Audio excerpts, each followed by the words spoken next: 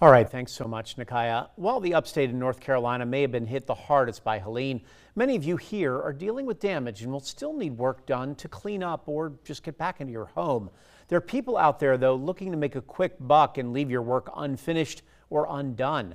So what do you need to look out for? I talked to the president and CEO of the Better Business Bureau of the area to find out. He says it all starts with roof repair and tree removal.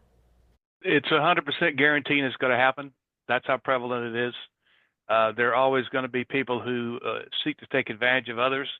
There are also always going to be circumstances where companies have good intentions but bad execution. That's really not a scam, but it works out with the same results. Free work is not a licensed activity pretty much anywhere.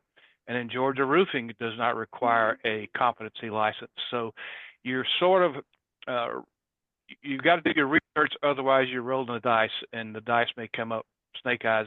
And unfortunately, anybody with a rented chainsaw and a pickup truck can call himself an arborist. So you've got to kind of ask him how long has he been in the business, what's he been doing, et cetera, to make sure you're not dealing with someone who has no idea what to do.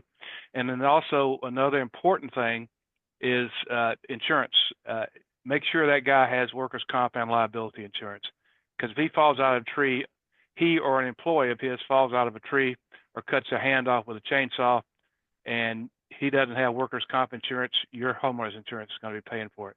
If they say, I was in their neighborhood and saw a bunch of trees down, I'm here to help you out, that's one thing that you should be wary of. Secondly, look at the truck they're driving. If it has no company name on it or no phone number or address or anything like that on the side, you pretty much know that's not a company that's been around a while. It's just some guy who decided that, okay, I think I can do tree work and make some money because of this storm. You're going to be facing what we call storm chasers more in the roofing industry than you are in the tree trimming industry. And storm chasers are companies that follow hurricanes around the country, hence the name. Some of them may be very good. Some of them are going to be awful. But the bad thing about them is if they fix your roof and there's a problem a year later, where are they? They may be back in Texas. They may be in Michigan, doing something else. They're not in Georgia, not in Savannah to provide warranty repair work. Because they are transient in nature, they don't have a real incentive to do a top-notch quality job so that you'll refer them to your friends and neighbors. They just want to get in there, get a roof patched on, slapped on, and get their money and run. I mean, you got a tree on your house, you got to get it off no matter what it costs.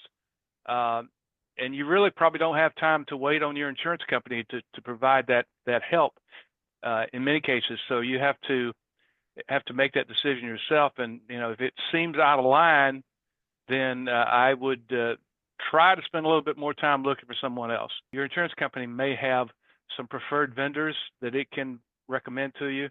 And so that's an option that you may want to look at. But anytime after a big flood event, which God knows we've had with Helene, the cars are going to start coming on the market. They're going to have been totaled by insurance company. They're going to be picked up by someone on a salvage buy, and then sort of reconditioned and tried and resold as a car that doesn't have problems. So you just need to have it checked out by a competent mechanic. There are ways that you can determine whether or not the car has been salvaged or not, and it actually should be on the title when you get it, when it's transferred to you, but don't count on that on every situation.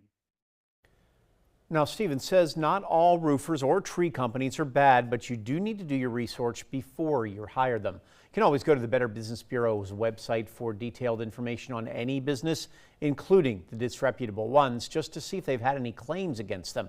You can always Google the business name and the word scam, he says as well, to see if anyone's posted their issues with that company online.